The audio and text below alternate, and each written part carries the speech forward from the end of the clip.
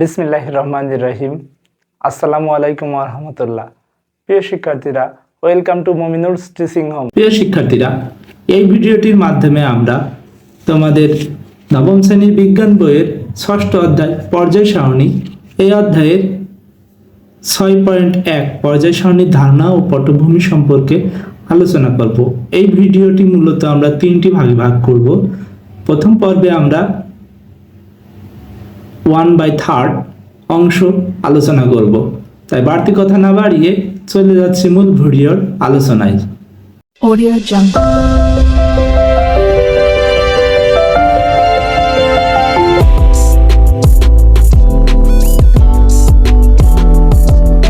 6.1 পর্যায় সারণীর ধারণা ও পটভূমি। আসলে কোনো বিষয় সম্পর্কে কনসেপ্ট বা ধারণা রাখতে হলে সেই বিষয়ের সম্পর্কে অতীত আর বর্তমান সম্পর্কে জানতে হয়, তাহলে ভবিষ্যতে সেই বিষয়টা নিয়ে এগিয়ে যাওয়া যায়। এমনই বিষয় এখানে আলোচনা করা হয়েছে। পটভূমি পটভূমি বলতে এই পর্যায় সারণী মূলত আমাদের দৈনন্দিন জীবন এবং বাস্তব জীবন এবং আমাদের পরীক্ষা নিরীক্ষা বিজ্ঞানের গবেষণা জীবনে কি ধরনের অবদান রাখে সেটা বলা হয়েছে। বইতে বলা হয়েছে পদার্থ ও তাদের ধর্ম সম্পর্কে বিজ্ঞানীদের বিভিন্ন ধারণার সম্মিলিত প্রকাশ হচ্ছে পর্যায় সারণী। অর্থাৎ পদার্থ বলতে আমরা তিন প্রকার জানি: কঠিন, তরল, গ্যাসীয়। এই পদার্থগুলো এবং তাদের ধর্ম সম্পর্কে বিজ্ঞানীদের বিভিন্ন ধারণার সম্মিলিত। অর্থাৎ এক বিজ্ঞানী যদি বিভিন্ন রকম হয়, তাহলে বিজ্ঞানীদের ধারণা বা শুরুর ধারণা বিভিন্ন রকম হবে, এটা স্বাভাবিক। এই সম্মিলিত প্রকাশ করা হয়েছে পর্যায় সারণীতে। অর্থাৎ এগুলোর মধ্যে যেগুলো গ্রহণযোগ্য সেগুলো সব পর্যায় সারণীর বৈশিষ্ট্য হিসেবে গণ্য করা হয়েছে। এই পর্যায় সারণী একজন বিজ্ঞানীর কোনো একক প্রচেষ্টা বা গবেষণার ফলে তৈরি হয়নি।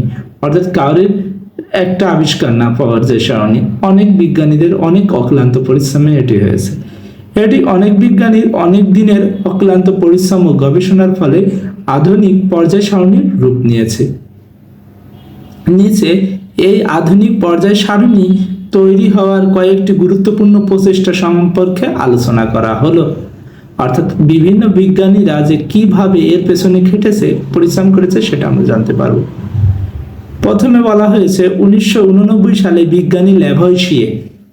এই বিজ্ঞানীর নাম আমরা রসায়নে পড়াশোনা করলে রসায়নে অনেকবার শুনতে পারবো। বিজ্ঞানী এই ল্যাভয়েশিয়ে কিছু মৌলিক পদার্থ সম্পর্কে ধাতু ও অধাতু দুই ভাগে ভাগ করেছেন।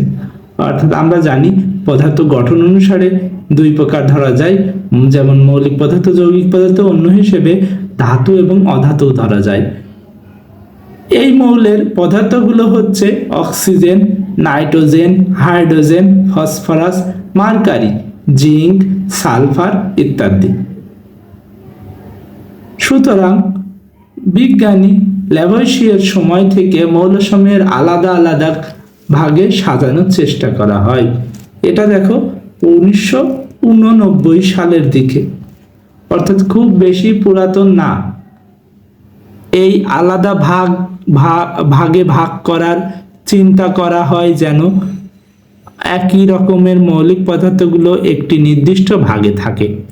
অর্থাৎ চিন্তা করা হয় যে বিভিন্ন গ্রুপ বা দল ভাগ করলে মৌলিক পদার্থগুলোর যেন বৈশিষ্ট্যের ভিতর মিল থাকে এবং তারা আলাদা আলাদা ভাগে থাকে। অর্থাৎ এমন হয় না যে ধাতুর ভিতরে অধাতু হয়ে যায় বা অধাতুর মধ্যে ধাতু চলে আসে। এটা লক্ষ্য করে তখন প্রথম পর্যায় সারণী তৈরি করা হয়। পরবর্তীকালে বিজ্ঞানী ডোবে, বাইনার একই রকম ধর্ম প্রদর্শন করে এরকম মৌলিক পদার্থসমূহ তাদের পারমাণবিক ভর অনুযায়ী তিনটি করে মৌল দিয়ে সাজানোর চেষ্টা করেন। অর্থাৎ পরবর্তী পদক্ষেপ ছিল পারমাণবিক ভর দিয়ে তিনটি করে মৌলে সাজানো।